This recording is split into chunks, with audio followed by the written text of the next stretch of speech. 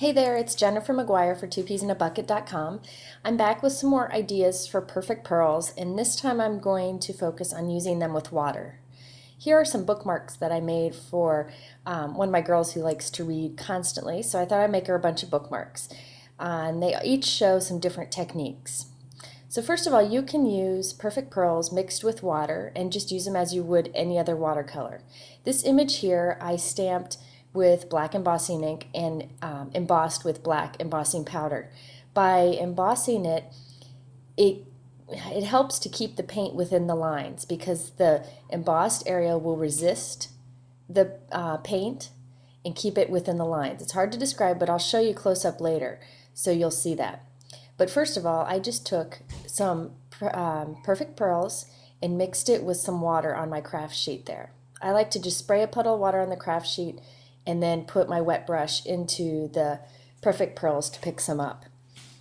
So you can see it's got this really nice shine to it, and I'm heating it with a heat gun, and you can layer things together, you can mix different colors, there's lots that you can do with it, just like you would any other paint.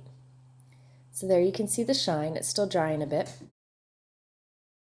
I also wanted to show this up to you up close here. So I've got some green perfect pearls mixed with water.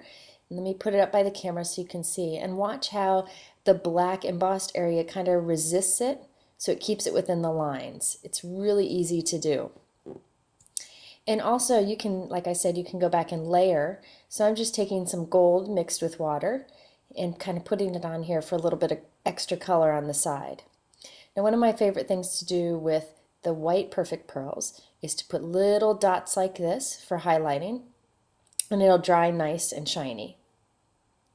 So you can see the completed apple there, and I also did the same thing with the pear. And with the pear I mixed gold and green pigment powders together for that. Now, if you want to get a true color and there isn't a perfect pearl available in it, it's no big deal. What I like to do is just color, like I did here with bright red marker on these cherries, and then go back with some thin layer of the white perfect pearls over it. Now here is what you can do on dark cardstock. So I just stamped and embossed with black embossing powder. You could also do clear here. On black cardstock. The perfect pearls look really nice on the dark colored cardstock, so you can see how it really fills it in with a lot of pearlescent shine. And again, because I embossed this image, it's kind of holding the watercolor within the lines. It really makes it easy. So here's the completed thing, and you can see how intense this color is on the edges here where I just tested out my colors. Really pretty. So here you can see the completed butterfly.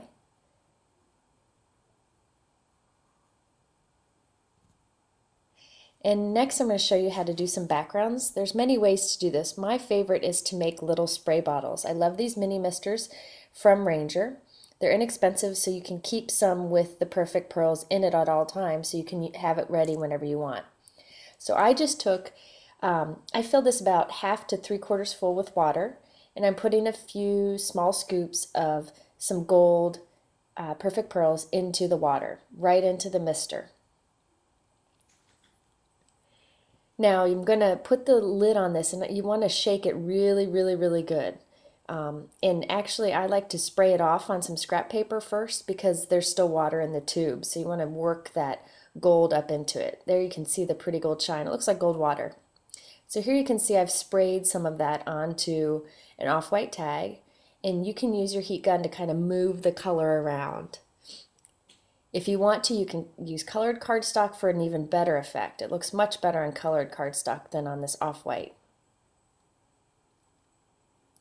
Now here is a blue spray that I put together.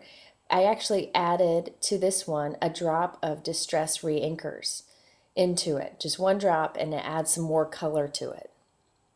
But you mix it with the perfect pearls in the water as I showed you earlier.